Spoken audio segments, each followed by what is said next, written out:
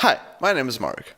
We'll see about that. I seem to notice that you guys prefer the shorter intros for videos, so I'm going to try to speed this up a little bit. If any of you misses the more in-depth intros, please leave it in the comment section below.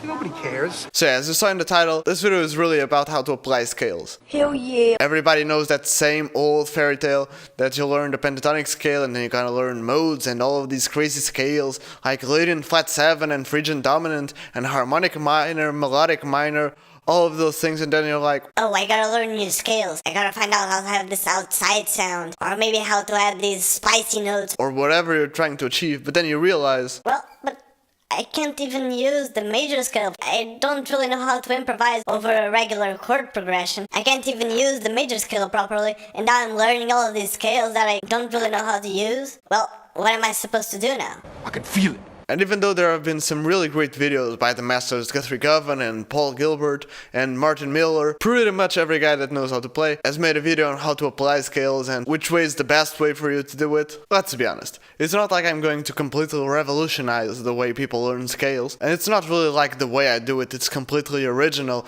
and different from everyone else's way to do it. But since I do videos about this kind of stuff, I thought, since I did a video about mixing scales, and some of the scales that I usually use the most, I thought, well, I really should do a video talking about how to use those scales in the first place, right? No. So I guess now, as in comic book fashion, there are no continuity issues. Before we dive straight into it, I just want to say, please subscribe to my channel and turn on all the notifications. YouTube has been acting a little bit weird lately. Even if you subscribe to a channel, videos from that channel may really not show up on your subscription box. And even if you ring the little notification bell thingy below, you still may not really be notified of that channel's content. Are you sure about that? To make sure you do, you really gotta turn on all the notifications. Not just occasional notifications, which are the default, you really gotta turn on all the notifications. And even if that doesn't really matter that much to you, stay tuned till the end of the video. I have a giveaway you might be interested in. And it may or may not involve subscribing to my channel and turning on the notifications. Ain't nobody got time for that. While you're down there, please consider leaving a like, and perhaps checking out some of my other videos after this one. Perhaps you'd like to check out not only the before mentioned how to mix scales and create new licks, but also what about a really cool way to play over chord changes that is approved by Marty Friedman and Jason Becker. Or maybe perhaps you'd like to check out how to get effects from your guitar without really having effects pedals? All of those videos will be on the description below, on the card section right there, and on the annotation section of the end screen. So please, stay tuned. Okay, I guess now we can get straight into it. Go on. Okay, so here's the way I use to learn new scales and quickly apply them. Even if you don't already master it, which is a video for another time, you probably know your minor pentatonic, right? And whichever your skills at improvising or playing over chord changes are, you already know that if you have some kind of chord progression around A minor, like, I don't know, let's say,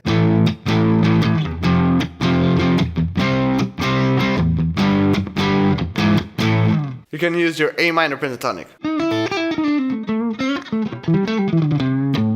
And again, how to use that scale to play over that chord progression is another thing, because what we're talking about today is how to be able to apply other scales. Oh, really? And you should kind of look at it like this. This box we use is really comfortable.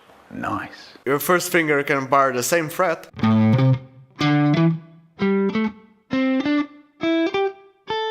And some people even use their third finger for all of the other notes. So it's a really comfortable position, right? Wow, it's so... Oh my god! And even when you try to use all the other positions like...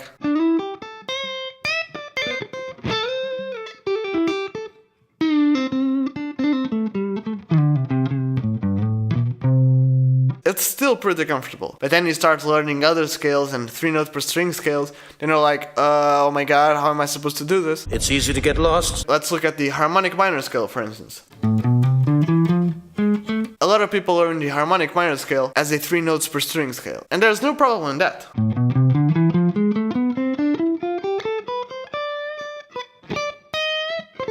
But since it's a minor scale, you should probably try to apply that scale to your regular box position. If you follow the lessons on YouTube by Guthrie Govan, he talks about this quite a lot, where he says if you know your regular minor pentatonic scale, you can play your Dorian mode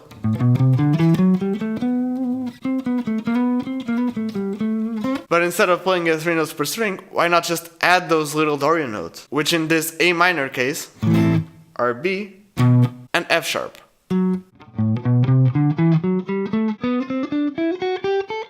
And you can keep playing your minor pentatonic stuff, but just adding those notes in between, like.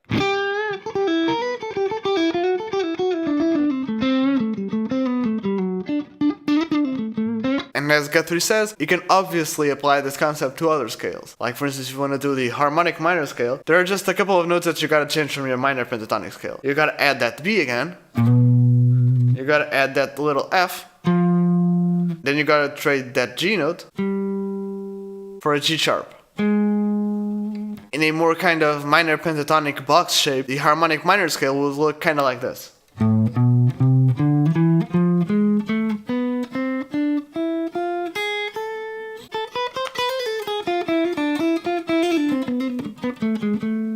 And even if you say, well, that looks kind of weird, you can still do all of your minor pentatonic licks. The only thing that's really more odd is that natural 7th instead of your minor 7th. Because we're used to do this little tone bend from G to A. And since there's no G on the harmonic minor scale, there's only a G sharp. It can kind of confuse you a little bit, but you can still do your bends. But if you only want to use your harmonic minor sound, instead of doing a tone bend, you can just do a half tone bend. Like.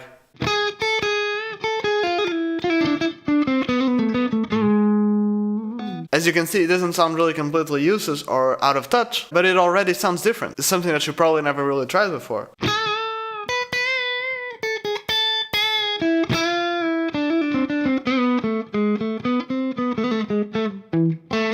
As you can see, things are starting to make a little bit more sense now. Of course! Even though this, or maybe, it's a new shape that you gotta learn, it's really not as complicated as trying to do.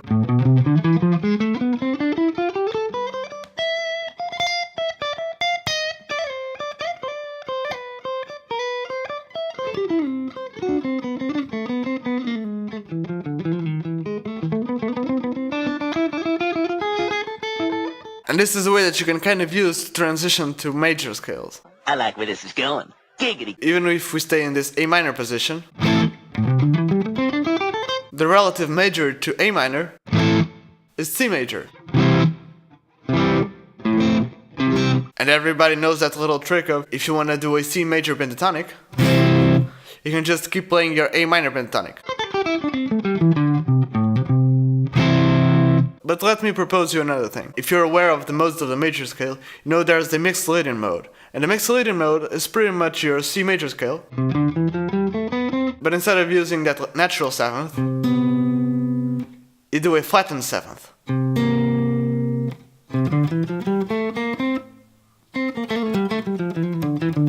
And that may seem complicated, but let's say that we're doing a Mixolydian. Well, what if I told you that you can use your regular A minor pentatonic scale, but instead of playing that little C note, you can play a C sharp,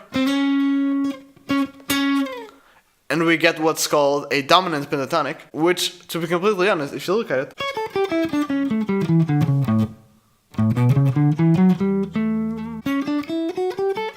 they're pretty similar, right? Just think of it this way. The same way your minor pentatonic scale is just kind of a simplified version of your minor scales. This dominant pentatonic scale can be thought of a simplification of your Mixolydian mode. So if we want to get into that Mixolydian sound,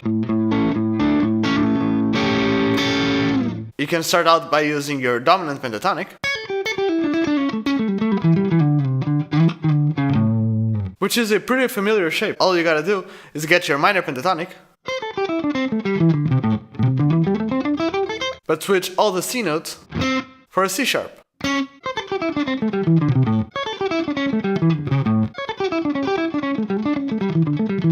And that's already a different sound and a different scale that you can already employ without really having to practice that much. See how things start to connect now. If I told you before, yeah, look at this scale, this is a dominant pentatonic, just play around with it, you'd probably go...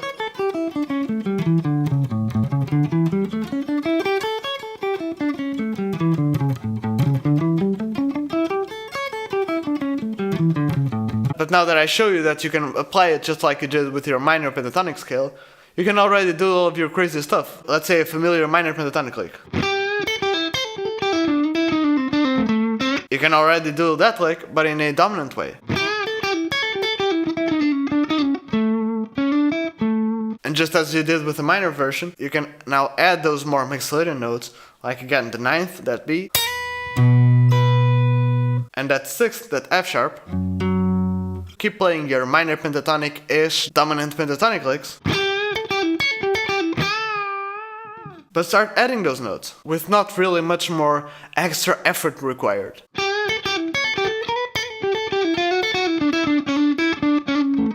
After you do this, it's much more of a practice thing. You really gotta play and get those shapes under your fingers to not fall in the trap of going back to your minor pentatonic. Let's say that you're playing over an A dominant 7th chord.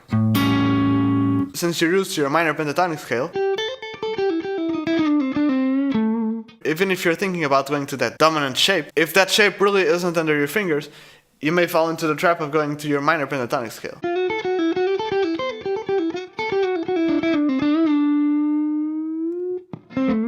And sometimes that may really not sound that good. Agreed. So we already talked about minor scales, about dominant major scales, and if you want to get to all of the other major scales, let's say for instance your regular major scale, or maybe your Lydian scale, there's two ways you can go about this. One, if you're used to your major pentatonic shape, not this one, but this one, you can start out by playing your regular major pentatonic licks,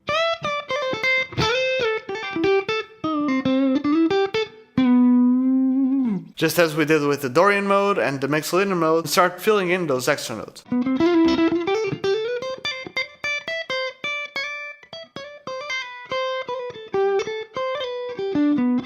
And just as another suggestion kind of a thing, if you're not really used to using this position of the major pentatonic shape, you can still use your minor pentatonic shape for the major scale, but you still gotta know which notes relate to what. Let's say that you have your Lydian scale. If you're not aware, a Lydian scale is your regular major scale, but with a sharpened 4th. If you work out the position, I can play my Mixolydian scale like this.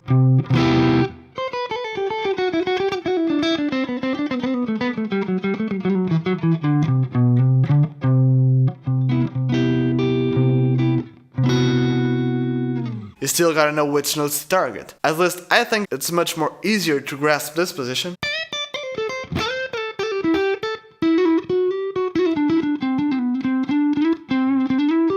Does that make sense? Not at all, boy! And as I mentioned before, the same thing works for diminished scales and augmented scales and all of those symmetrical scales. You just gotta know the positions you're playing in. Oh, that's fancy! Let's say that you want to play your Lydian mode, for instance. You can play...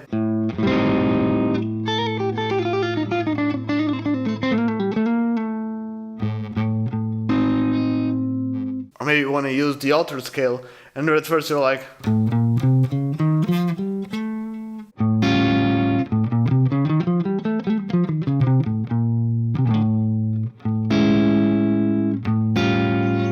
You can use it the same way you use your dominant pentatonic sound, and then you can start switching the notes that are in your altered scale that are not in your dominant pentatonic scale. For instance, in A dominant pentatonic, that D and that E aren't really on your altered scale,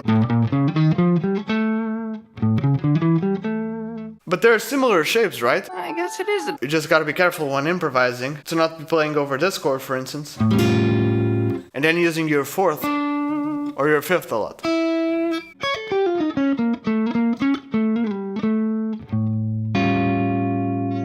But it's something that you gotta practice and learn which scales you prefer the most, and which scales you're going to use the most. Even when you look at this chord, your altered scale isn't the only scale that you can use over this chord.